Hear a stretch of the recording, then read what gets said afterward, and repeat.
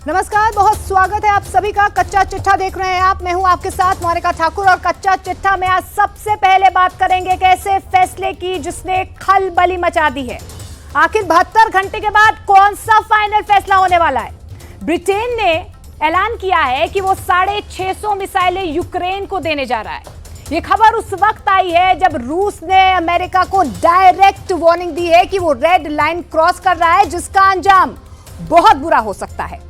Britain और America दोनों की हथियार सप्लाई वाली रणनीति ने पुतिन को एक ऐसा प्लान बनाने का मौका दे दिया है जिससे लंदन से लेकर वॉशिंगटन डीसी तक खलबली मच गई है। घर, जान, जमीन,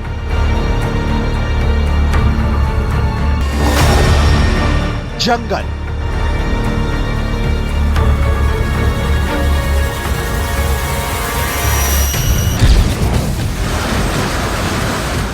पुतिन ज़ेलेंस्की के देश यूक्रेन को मिट्टी में मिला देने पर तुले हैं। लक्ष्य यह है कि यूक्रेन में कुछ भी साबुत नहीं बचे। जर्रा जर्रा राख में तब्दील हो जाए। पिछले 2.5 सालों के युद्ध में रूस का यूक्रेन के खिलाफ ये अब तक का सबसे बड़ा हमला है।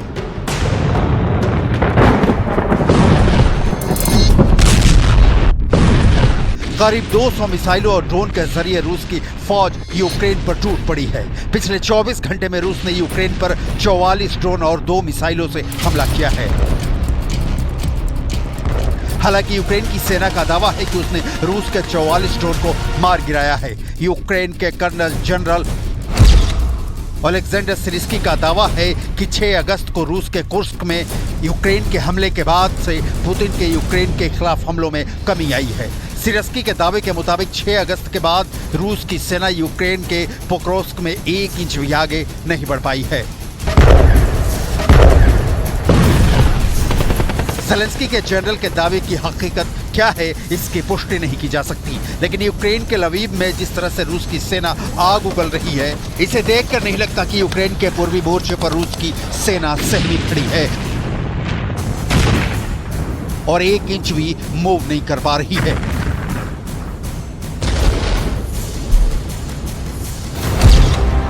मॉस्को से लंदन की दूरी 2896 किलोमीटर।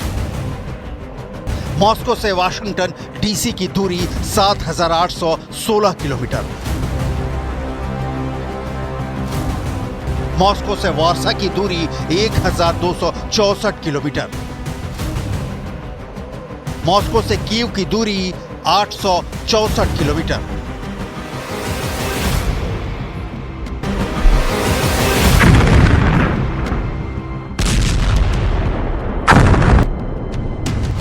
पुतिन के रडार पर 4 देश एक साथ न्यूक्लियर पावर से लैस बैलिस्टिक मिसाइलों से पुतिन करेंगे प्रहार।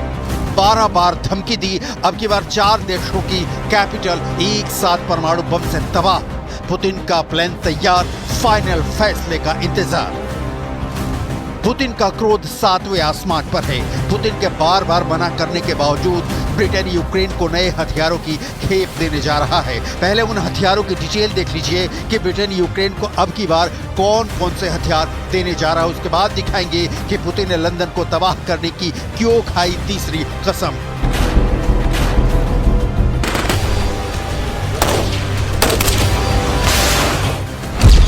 ब्रिटेन यूक्रेन को 650 मिसाइलों की खेप देने जा रहा है। ये मिसाइलें बहुउद्देशीय हैं, मतलब जमीन, हवा और पानी तीनों जगहों से लॉन्च की जा सकती हैं। इन मिसाइलों की रेंज 6 किलोमीटर है। इन मिसाइलों की तैनाती का मकसद होगा यूक्रेन को रूस की मिसाइलों और ड्रोन हमलों से बचाना। युद्ध में ब्रिटेन अमेरिका के बाद यूक्रेन का सबसे बड़ा सहयोगी देश है। ब्रिटेन ने हर कदम ज़ेलेंस्की का साथ दिया है। पुतिन की धमकियों को ठेंगा दिखाते हुए ज़ेलेंस्की को जब भी हथियारों की जरूरत हुई ब्रिटेन सप्लाई करता रहा है। जर्मनी में बैठक के दौरान इन मिसाइलों की सप्लाई का फैसला ब्रिटेन ने सुना दिया था, लेकिन 650 मिसाइलों की पहली खेप बहुत जल्दी करने के बावजूद 2024 के आखिरी महीने में ही यूक्रेन में तैनात हो पाएंगी। ब्रिटेन टैंक, वायु रक्षा प्रणाली और लंबी दूरी की सटीक मारक मिसाइलों सहित घातक और गैर घातक दोनों तरह के हथियार मुहैया करा रहा है। ब्रिटेन ने यूक्रेन को हजारों जेवलिन और एनलो एंटी टैंक मिसाइलों की आपूर्ति की है। 600 Brimstone anti tank missile, 14 challenger tank, दर्जनों हार्पून एंटी शिप मिसाइल, हजारों एयर डिफेंस सिस्टम जिसमें एमरम मिसाइलें शामिल हैं, जमीन से हवा में मार करने वाली मिसाइल सिस्टम नेसेम्स, हजारों बख्तरबंद वाहन, 3 M270 long range multiple launch rocket system, 82 howitzer gun, दर्जनों एंटी ड्रोन रडार।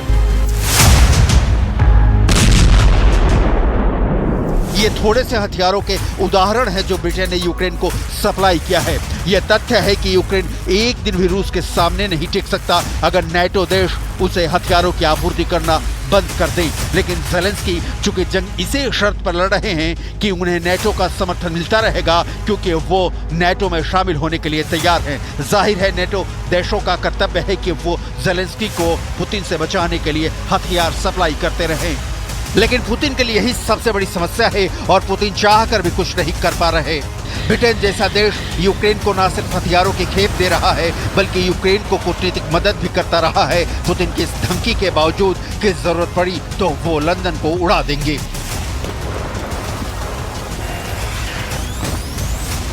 यूक्रेनी युद्ध तब तक लड़ता रहेगा जब तक नाटो देशों से उसे मदद मिलती रहेगी।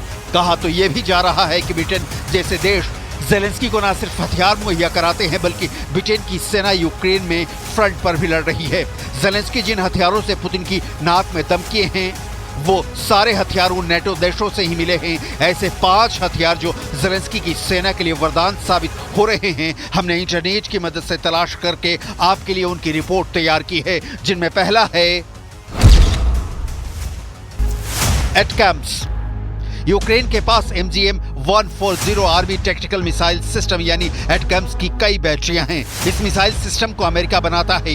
1670 किलोग्राम वजनी इस मिसाइल की रेंज 300 किलोमीटर है। यह अधिकतम 50 किलोमीटर की ऊंचाई तक जा सकती है और 3704 किलोमीटर प्रति घंटे की रफ्तार से उड़ान भर सकती है। अमेरिका ज़ेलेंस्की की जान है, बिना उसके ज़ेलेंस्की को पुतिन पल भर में मसल देने की ताकत रखते हैं। लिहाजा रूस के विदेश मंत्री ने अमेरिका को नई धमकी दी है। ये धमकी क्या है आपको आगे दिखाएंगे। अभी देखिए हथियार नंबर 2 जिसके दम पर ज़ेलेंस्की जंग जीतने का दावा करते हैं। एटकम्स के अलावा यूक्रेन फ्रांस ब्रिटेन में बनी क्रूज मिसाइल स्टॉर्म शैडो का भरपूर इस्तेमाल कर रहा है। स्टॉर्म शैडो लंबी दूरी की हवा से लॉन्च की जाने वाली मिसाइल है। एक मिसाइल का वजन 1300 किलोग्राम होता है। इस मिसाइल की रेंज 550 किलोमीटर है। ये 1 सेकंड में 323 मीटर की दूरी तय करती है, यानी 1200 किलोमीटर प्रति घंटा की रफ्तार है इसकी। M142 हाई मास आर्टिलरी रॉकेट सिस्टम यानी हाईमास, ये एक लाइट मल्टीपल रॉकेट लॉन्चर है। इसकी रेंज 2 किलोमीटर से लेकर 300 किलोमीटर तक है। हाई मास लॉन्चर्स को 85 किलोमीटर की रफ्तार से 480 किलोमीटर की रेंज तक ले जा सकते हैं। हाईमास रूस के हमलों को रोकने के लिए ज़ेलेंस्की के लिए बहुत काम का साबित हो रहा है। ऐसे ही बहुत कामयाब हथियार है patriot missile. Patriot missile America ने बनाई है। यह सतह से हवा में मार करने वाली मिसाइल है। इसका इस्तेमाल बैलिस्टिक मिसाइलों को मार गिराने में किया जाता है। यूक्रेन का दावा है कि उसने रूस के हाइपरसोनिक किंजल मिसाइल को पैट्रियट से ही मार गिराया। इसकी रेंज 30 किलोमीटर से लेकर 160 किलोमीटर तक है। जावलिन मिसाइल अपने टारगेट पर अचूक निशाना साधने के लिए इंफ्रारेड तकनीक का इस्तेमाल करती है। जावलिन मिसाइल 2500 मीटर तक सटीक निशाना साध सकती है। इस मिसाइल को टैंकों के खिलाफ सबसे प्रभावी माना जाता है। जावलिन मिसाइल को फायर एंड फॉरगेट हथियार के नाम से जाना जाता है। ज़ेलेंस्की का हथियार गोदाम भरा हुआ है, लेकिन इतना भी नहीं कि रूस के पास उसका तोड़ नहीं है। लेकिन समस्या यह है कि 32 देशों का गुट है नाटो और सामने पुतिन प्रत्यक्ष तौर पर कम से कम अकेले हैं। रूस की फैक्ट्रियां दिन रात हथियार उगल रही हैं। बावजूद इसके कई ऐसी रिपोर्टें सामने आ चुकी हैं कि पुतिन के वेपन डिपो खाली हो रहे हैं। जाहिर है नाटो की ज़ेलेंस्की को हथियार सप्लाई से रूस क्रोधित है। रूस के विदेश मंत्री सर्गेई लावरोव ने इंटरव्यू में कहा, अमेरिका को यह समझ लेना चाहिए कि रूस की रेड लाइन ऐसी नहीं है जिसे खिलवाड़ किया जा सके और वे यह अच्छी तरह से जानते हैं। अमेरिका का यह कदम रूस और अमेरिका के बीच गंभीर तनाव को बढ़ावा दे सकता है और इसके गंभीर परिणाम हो सकते हैं। अमेरिका यूक्रेन को हथियारों की सप्लाई करता रहेगा और अपने रुख से पीछे नहीं हटेगा तो रूस भी अपने हितों की रक्षा के लिए कठोर कदम उठाएगा जो वैश्विक स्थिरता के लिए सही नहीं होगा। हाल के कुछ महीनों में यूक्रेन ने अमेरिकी हथियारों का इस्तेमाल करके रूस के अंदर हमला किया है जिससे रूस को काफी नुकसान उठाना पड़ा है। ये हमले अब बढ़ते ही जा रहे हैं। कुछ दिन पहले यूक्रेन ने रूस की सीमा के अंदर कुर्स्क को अपने कब्जे में ले लिया था जिससे कि वैश्विक स्तर पर ये संदेश गया कि रूस इस युद्ध में पिछड़ रहा है। लेकिन यूक्रेन पर पुतिन के ताजा हमले कुछ और कहानी कह रहे हैं।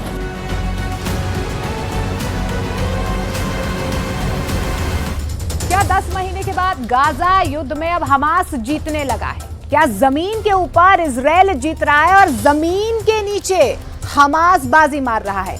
ये दावे इसलिए किए जाने लगे हैं क्योंकि उत्तरी गाजा में एक ऐसी सुरंग मिली है जिसमें रेलवे ट्रैक बिछे हुए हैं। हैरानी की बात तो ये है कि हमास इस ट्रैक पर ट्रेन दौड़ा रहा है जिसमें मिसाइलें और रॉकेट भरे पड़े हैं और सवाल यही पूछा जा रहा है कि हमास ने अब युद्ध पलट दिया है।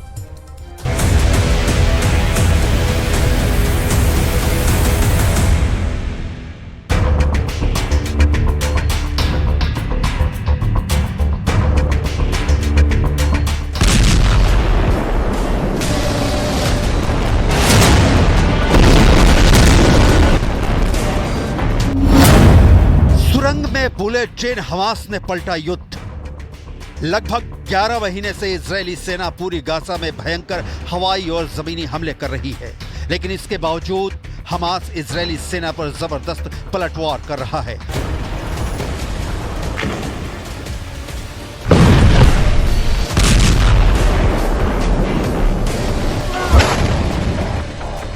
लगभग 350 दिन से इजरायली सेना पूरे गाजा में चुन चुनकर हमास की सुरंगों को धमाकों से उड़ा रही है, लेकिन उसके बावजूद हमास के सुरंगी लड़ाके इजरायली सेना टैंक, बुलडोजर और बख्तरबंद वाहनों पर भयंकर हमले कर रहे हैं।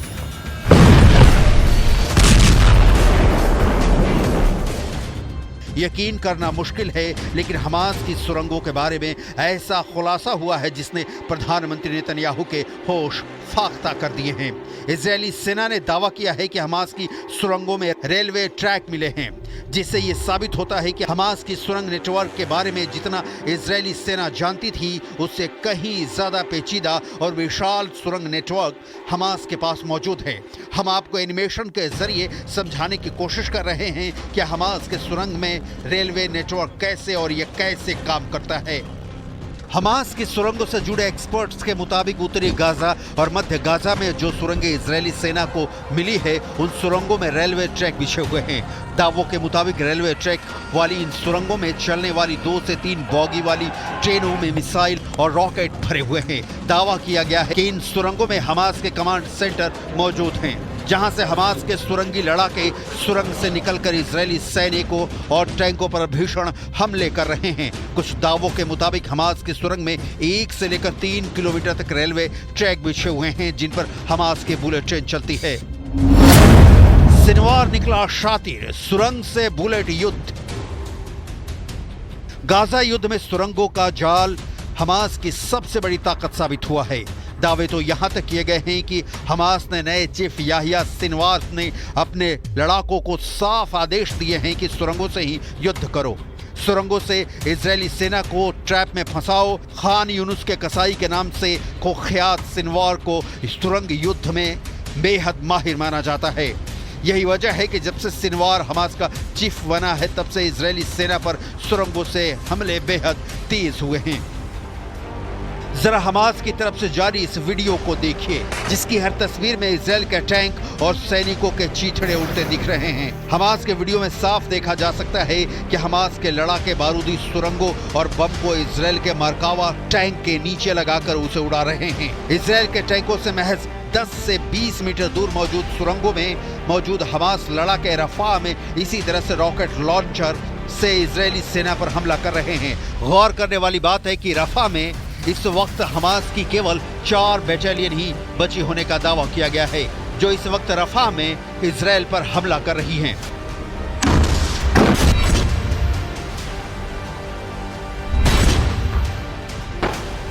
गाजा शहर, दक्षिणी गाजा, मध्य गाजा, रफा और खान यूनुस में इजरायली सेना 10 महीनों से 90% से ज्यादा सुरंगों को उड़ाने का दावा कर रही है। लेकिन हैरानी की बात तो यह है कि इजरायली सेना की नाक के ठीक नीचे हमास सुरंगों से आसानी से हमले कर रहा है। यही वजह है कि इजरायली सेना के chief lieutenant general Herzi Halevi ने अपने टॉप कमांडरों के साथ मीटिंग में 2 टूक कह दिया है कि हमें हमास के कमांडरों को मारने से ज्यादा हमास की सुरंगों को तबाह करने पर ध्यान देना होगा। इजरायली सेना के चीफ हर्जे हलेवी अच्छी तरह से जानते हैं कि सुरंग बंकर से ज्यादा मजबूत हैं और चक्रव्यूह से ज्यादा पेचीदा हैं। צריכה לדעת שכל יום שהיא מחזיקה את החטופים שלנו הוא יהיה יותר מר מבחינתה מהיום הקודם, ואנחנו נחמיר עד שאנחנו נצליח להחזיר את החטופים, ואחרי זה לא ניתן לחמאס גם להרים את הראש. कुछ दावों के मुताबिक 15 साल में हमास ने अंडरग्राउंड गाजा मेट्रो बनाया है। एक समय इजरायली एक्सपर्ट ने यह अनुमान लगाया था कि पूरे गाजा में सतह से 15 फीट से लेकर 200 फीट नीचे तक करीब 300 मील लंबी सुरंगें हैं, मगर उनका यह अनुमान उस वक्त गलत निकला। इजरायली सेना के कोगाजा में 2.5 मील लंबी सुरंगें मिली हैं, जिसमें विशाल अंडरग्राउंड फैक्ट्रियां, पेंट की हुई सुंदर दीवारें, टाइल्स वाली फर्श, सीलिंग फैन और एसी समेत लग्जरी भूल भुलैया का पता चला है। अनुमान के मुताबिक सुरंगें 500 मील से ज्यादा लंबी हो सकती हैं। इजरायली डिफेंस फोर्स ने एक बड़ी कार्रवाई में 1,500 से ज्यादा टनल शाफ्ट भी खोज निकाली है। इन सुरंगों को बनाने में 6,000 टन कंक्रीट का इस्तेमाल किया गया है, जबकि 1,800 टन मेटल का इस्तेमाल सुरंगों में किया गया है। 5,700 सुरंग शाफ्ट बनाई गई हैं। लगभग $1 अरब का खर्च सुरंग बनाने में आया है। माना जाता है कि इन सुरंगों पर मिसाइल हमले भी कई बार नाकाम हो जाते हैं। यही वजह है कि अब नेतन्याहू कमांडर की मीटिंग में साफ कह रहे हैं कि हमास का सफाया तभी होगा जब पूरे गाजा पट्टी में सुरंगों का सफाया होगा। आप जरा इस वीडियो को देखिए। खुद नेतन्याहू नक्शे पर समझा रहे हैं कि कैसे गाजा युद्ध इजराइल के वजूद के लिए चैलेंज बन चुका है। गाजा बॉर्डर, मिस्र सीमा कैसे इजराइल के लिए जी का जंजाल बन चुका है। आप इसे हमास के गाजा मेट्रो से समझ सकते हैं, जो सुरंगों का ऐसा नेटवर्क है जिसने 11 महीने की जंग के बाद भी इजरायली सेना समझ नहीं पाई है। हमास की सुरंगों से जुड़े इजरायली एक्सपर्ट के मुताबिक सुरंगों के जाल को समझने और समझाने के लिए हमास ने एक हैंडबुक बना रखी है, जो हमास के सुरंग लड़ाकों को दी जाती है। इस हैंडबुक के आधार पर सुरंग का सिस्टम काम करता है। अगर इजरायली सेना सुरंग के दरवाजों को खोलती है तो उसमें ऑटोमेटिक बम धमाके होते हैं, जिससे इजरायली सैनिक कई बार मारे जाते हैं। हमास के हैंडबुक के मुताबिक सुरंग पर इजरायली मिसाइलों का मामूली असर होता है। कभी कभी मिसाइलें बेअसर साबित होती हैं। आईडीएफ को उत्तरी गाजा के नीचे बिछी सुरंग के अंदर रेलवे ट्रैक मिला है। आईडीएफ के मुताबिक गाजा डिवीजन, उत्तरी गाजा ब्रिगेड और याहलोम यूनिट के इंजीनियरिंग सैनिकों ने हमास ट्रेन का पता लगाया है।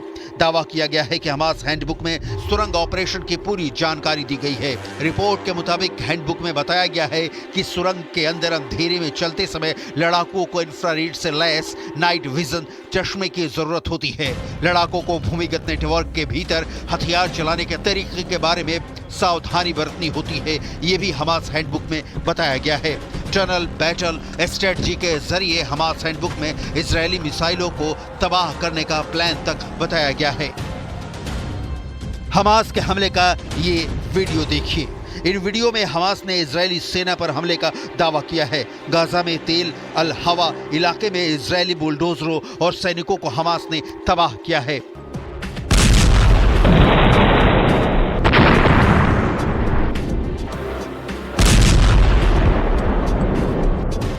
इस वीडियो में साफ देखा जा सकता है कि हमास के लड़ाके इजराइल के उस बुलडोजर को धमाके से उड़ा रहे हैं, जो बारूदी सुरंगों को तबाह कर रहा था।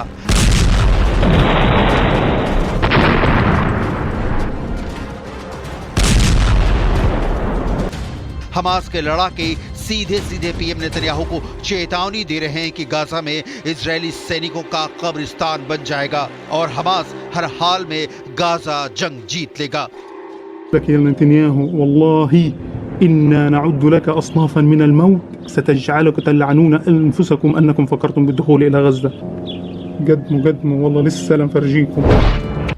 कुल मिलाकर हमास की सुरंग इजरायली सेना के लिए ऐसी चुनौती बन चुकी है जो लगभग 11 महीने की जंग के बाद भी इजरायली सेना के सामने सबसे बड़ा चैलेंज है।